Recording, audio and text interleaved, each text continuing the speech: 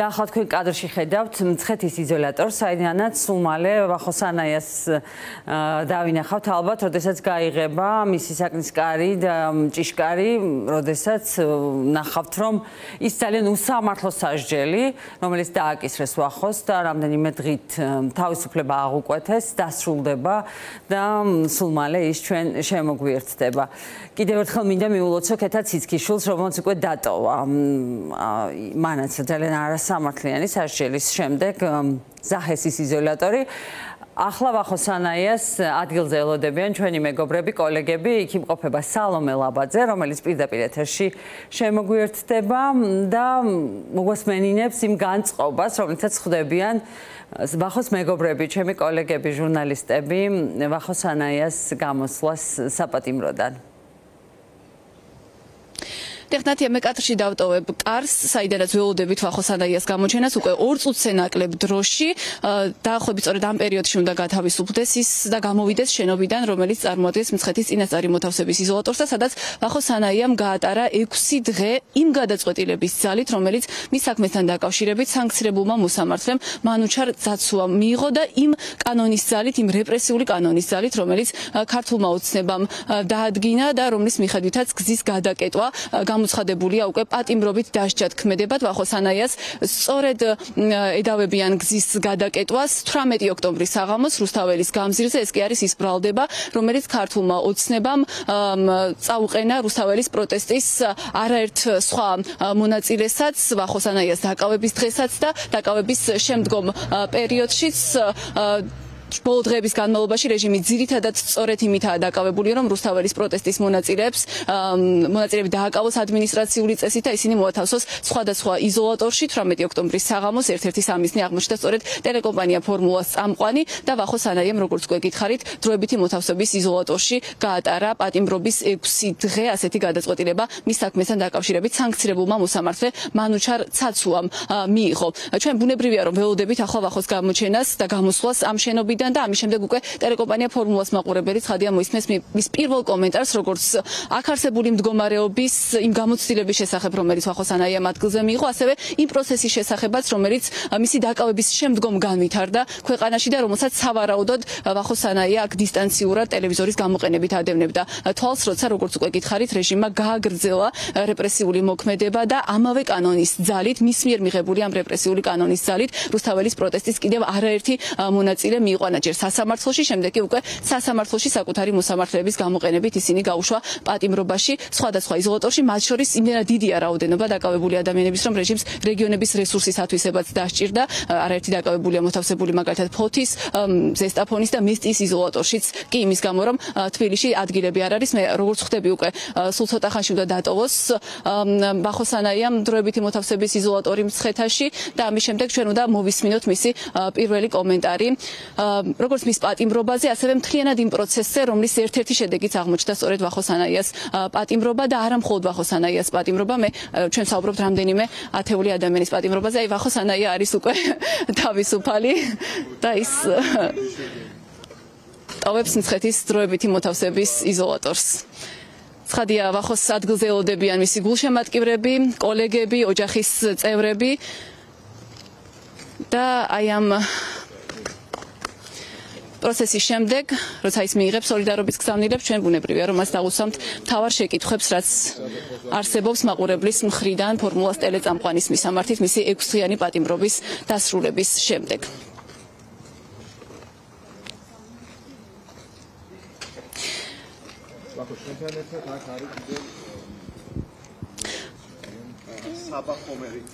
კი ბატონო, ვახო პირველ კომენტარს მოვისმენთ ახლა. კი ბატონო, ვახო, გილოცავთ გათავისუფლებას პირველ რიგში და ახლა ტელეკომპანია ფორმულას მაყურებლისთვის მნიშვნელოვანია მოისმინოს ამ ტელეკომპანიის წამყვანის აზრი, როგორც თქვენი პატიმრობის შემდგომ ქვეყანაში განვითარებულ მოვლენებზე, არ ვიცი, გქონდა თუ არა საშუალება რომ ამ პროცესისთვის გედევნებინათ თვალი, სავარაუდოდ ადგილზე იყო ტელევიზორი და გარკვეული ინფორმაცია მაქვს კი, რაც ასევე ამ გამოცდილების შესახებ, აქ არსებული მდგომარეობის შესახებაც მნიშვნელოვანია მოვისმინოთ. მე მინდა უპირველეს ყოვლისა ყველას გამოუცხადო სოლიდარობა, ვინც რეჟიმმა დაიჭირა და აქაც ამ იზოლატორში წარსულში არაერთი ადამიანია, ვინც საპროტესტო აქციებში მონაწილეობს პროტესტის გამო დააპატიმრა ივანიშვილის რეჟიმმა. მე ერთი მინდა ვთქვა ის, რაც არის ყველაზე მთავარი, რომ ეს ბრძოლა გაგრძელდება ჩვენ სულ ფეხებზე ვკიდია ეს კანონები, რომელსაც ეს ეგრეთ წოდებული კანონები, რომელსაც ესენი იღებენ, ვერანაირი ეს ვითომ კანონები ვერ გააჩერებს იმ პროტესტს, რომელიც არის საქართველოში და ეს აუცილებლად დამთავრდება ხალხის გამარჯვებით. ეს იქნება ამ ყველაფრის ფინალი. ასე რომ ჩვენ მხოლოდ და მხოლოდ ძლიერდებით ნებისმიერი შემოტევა ამ თუ სხვა ფორმით რეჟიმისგან არის განწირული იმისთვის, რომ ჩვენ გავიმარჯვოთ. ჩვენი მოწოდება არის ყოველდღიური ყველას მიმართ, რომ ბრძოლა ბოლომდე და ეს ბრძოლა ბოლომდე ნიშნავს გამარჯვებას საბოლოო ჯამში და ეს ასე იქნება. მე დარწმუნებული ვარ ამაში. არავის ვინც აქ არის, ვინც სხვა საპყრობილეში ყავთ ახლა გამომწყვეული, არ ეშინია იმის, რასაც აკეთებს ივანიშვილი. ვერანაირი ამათი ეგრეთ წოდებული კანონები ამ პროცესს ვერ შეაჩერებს. გამარჯვება იქნება. მნიშვნელოვანია აქ აღინიშნოს, რომ და ქეთა ცეცხიშვილის დაკავება გუშინ უკვე ხელბორკილები დაადეს ვასილ ჩიქოვანს. აი ამ ფორმით რას გეუბნებათ ქართული ოცნება თავისუფალი მედიის წარმომადგენლებს? ქართულ ოცნებას უნდა თქვას, რომ აი მე მათი აგრესია ჟურნალისტების მიმართ ახალი არ არის, ეს ყველას ჩვენს თავზე გადატანილი გვაქვს წლების განმავლობაში. ყველას დავიჭერ და როდესაც ის ამას აკეთებს, ეს არა სიძლიერის, არამედ სისუსტის გამოხატულებაა. აი მე დავიჭერ დემონსტრაციულად ნებისმიერ ადამიანს, ვინც გადავა. რა მნიშვნელობა აქვს ეს ჟურნალისტია? ამას ხო ჩვენთვის მნიშვნელობა არ აქვს. რა მნიშვნელობა აქვს ჩვენს პროფესიას, როდესაც ჩვენ ვიბრძვით. ჩვენი პროფესია ახლა არის საქართველოს სამსახური. ნებისმიერი ადამიანი, რომელიც ებრძვის ამ რეჟიმს, ემსახურება ახლა ამ პროფესიას. ამიტომ აბსოლუტურად სხვა პლანზე გადადის ის მე ჟურნალისტი ვარ თუ არა. აქ ლაპარაკია ამ რეჟიმის წინააღმდეგ მებრძოლებზე, საქართველოს პატრიოტებზე, რომლებიც პროფესიის მიუხედავად მაინც მე ხელი შემეშალა ჩემს პროფესიულ საქმიანობაში, ისევე როგორც ქეთას ვასილ ივანოვიჩიკოვანს, სხვებს, ვინც დაიჭირეს ამ პროტესტში მონაწილეობის გამო. მაგრამ ეს ხელშეშლა არაფერია იმ ხელშეშლასთან, რასაც ისინი აკეთებენ. ისინი ამ ქვეყანას უშლიან ხელს და ჩვენ ამას არ დავუშვებთ. ხო, რეჟიმს აქვს ახალი ბერკეტიც, ხო, იმ ადამიანების წინააღმდეგ, ვისაც მიიჩნევს სამიზნედ და საფრთხეთ საკუთარი ძალაუფლებისთვის გულისხმობთ იმას, რომ ადმინისტრაციულ პატიმრობას ქართული ოცნების მიერ დადგენილი წესით უკვე შესაძლოა მოხვდეს სისხლის სამართლებრივი დევნის დაწყებაც, თუ რეჟიმი მიიჩნევს, რომ ისევ იგივე დანაშაული ჩაიდინეთ. აი ეს რა ფაქტორია, რაც და როგორ უნდა აისახოს, როგორ უნდა გაითვალისწინოს პროტესტმა, საპროტესტო საზოგადოებამ აი ეს ფაქტორი. მე თავიდანვე ვთქვი, ჩვენ სულ ფეხებზე ვკიდია ბიძინა ივანიშვილის კანონები. ეს ბრძოლა დამთავრდება ქართველი ხალხის გამარჯვებით. მე ამაში ვარ დარწმუნებული. ვერანაირი ვითომ კანონი ვერ შეაკავებს ამ ბრძოლას. ნებისმიერი ფორმა, რომელიც ჩვენ გვჭირდება იმისთვის, რომ გამოვიყენოთ მათ დასამარცხებლად, ჩვენ ამას გავაკეთებთ. კანონები, ვითომ კანონები ბრწყალებში აჩერებდეს ამხელა პროცესს, ეს არის სრული ილუზია. ბრძოლა გაგრძელდება ყველა იმ ფორმით, რაც აუცილებელია ამ ბრძოლის გამარჯვებამდე მისაყვანად. ასე რომ, წერონ და იკითხონ თავიანთი კანონები. ხალხი მაინც გააკეთებს თავის გასაკეთებელს და მათ გაისტუმრებს საქართველოს ისტორიიდან. უпростоრად საქართველოს ისტორიის აი ბნელ კუთხეში მიუჩენს ადგილს, სადაც არის მათი ადგილი და შეუერთდება სხვა სახელებს და გვარებს, ივანიშვილის სახელი და გვარი. ეს ასე იქნება აუცილებლად. მე ამაში დარწმუნებული ვარ. ასე რომ ბრძოლა გრძელდება ბოლომდე. მადლობა ვახოსანაიას უსმედით, რომელიც სულ მალე უკვე ტელეკომპანია ფორმულას ეთერს დაუბრუნდება, არა როგორც რესპონდენტი, არამედ უკვე როგორც წამყვანი. მანამდე კი გეტყვით, რომ ტელეკომპანია ფორმულა იმის მიუხედავად, რომ ვახოსანაია უკვე თავისუფალია, მანამდე გათავისუფლდა ქეთა ციცქიშვილიც, რჩება სამიზნედ რეჟიმის და გულისხმობთ იმას, რომ ამ დრომდე პატიმრობაში იმყოფება მაგალითად ჩვენი ჟურნალისტი ცირა ჟვანია, გუშინ რეჟიმმა დააკავა ასევე გიორგი ლიფონავაც, რომელიც ამ არხის დამფუძნებელია და აქვე გეტყვით, რომ პატიმრობაში გაუშვეს ზვიად კვარაცხელიაც, რომელიც ასევე წარმოადგენს ტელეკომპანია ფორმულას. სწორედ აი ამაზე მინდა რომ ვისაუბროთ ახლა გიორგი თარგამაძესთან. ტელეკომპანია ფორმულა რჩება რეჟიმის სამიზნედ, ასე შეიძლება ალბათ თამამად ითქვას, თუ გავითვალისწინებთ დაკავებულებს შორის სწორედ ფორმულას წარმომადგენლების რაოდენობას. ამას როგორ ავხსნით და რა შეიძლება რომ ამას დაუპირისპიროს არხმა და საზოგადოება მთლიანად? იმდენ ტელეკომპანია ფორმულა არა მხოლოდ თავისუფლება არის ამიზნე. ყველა ის ადამიანი და ინსტიტუტი, რომელიც არის თავისუფლების ერთის მხრივ იდეის მატარებელი და მეორეს მხრივ ავლენს გარკვეულ უნარს დაიცვას ეს თავისუფლება, ფასი გადაიხადოს ამ თავისუფლებაში. ყველა არის ამიზნე.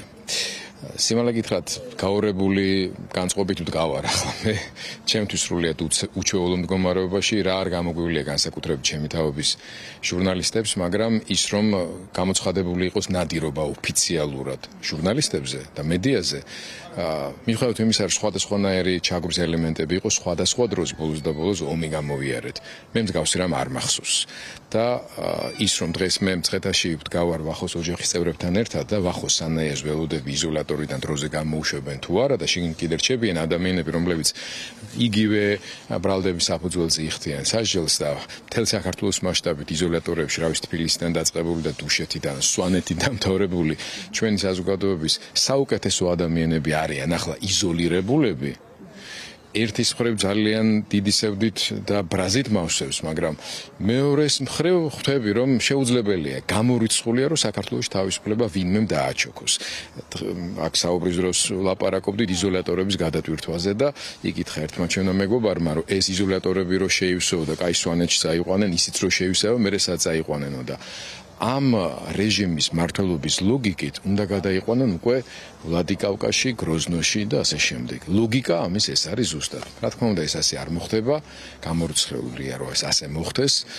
მხნეობა მინდა უსურვო ყველა იმ ადამიანს, რომელიც ახლა არა მარტო იზოლატორში, არამედ ციხეებში იხდიან თავიანთ სასჯელებს, დროებითია ეს ყველაფერი, ჩვენ მათით ვამაყობთ, ისინი გძენენ მხნეობას, ყველა მათ ოჯახის წევრს უნდა უთხრათ განსაკუთრებული მადლობა პირველ რიგში მათი მედეგობისთვის, მათი გაუტეხლობისთვის, მათი შემართებისთვის და უნდა უთხრათ მთელ საქართველოს, რომ ყველა ის ადამიანი, რომელსაც გონია, რომ ეს ნორმალურია, რაც ხდება, უნდა დაფიქრდეს, რომ ძალიან არანორმალურია თუ ასე ფიქრობს. რბილად რო თქვა არანორმალური. საბედნიეროდ ასეთ საქართველოში სულ უფრო ნაკლები და ნაკლები ადამიანი რჩება. მადლობა გიორგი თარგამაძეს უსმენდით. კიდევ ერთხელ ვახოსანაი არის უკვე თავისუფალი, მან უკვე დატოვა მცხეთის წინასწარი მოთავსების იზოლატორი და როგორც თავად ვახოსგან მოისმინეთ, ის გამოსულია ისე ბრძოლის გაგრძელების გეგმით და ამბობს, რომ ის კანონი, რომლის ძალითაც რეჟიმმა რუსთაველის პროტესტის უკვე 80-ზე მეტი მონაწილე დააკავა ბოლო რამდენიმე დღის განმავლობაში, ვერ იქნება ის ფაქტორი, რომელიც ამ პროტესტს ჩაახშობს და შეწყვეტს ქართველი ხალხის ბრძოლას საქართველოს თავისუფლებისთვის, რა მიზანსაც ემსახურება რუსთაველის გამზირზე უკვე თითქმის 1 წლის განმავლობაში მიმდინარე უწყვეტი პროტესტი. მე კი შეგახსენებთ, რომ იზოლატორებში რჩებიან როგორც ტელეკომპანია ფორმულა ჟურნალისტები, ასევე დაკავებულებს შორის არის ჟურნალისტი ლიკა ბასილაია-შავგულიძეც და ასევე ჟურნალისტი ვასილ ივანოვ-ჩიქოვანიც, რომელსაც გუშინ რეჟიმმა 7 დღიანი პატიმრობა შეუფარდა. დიდი მადლობა.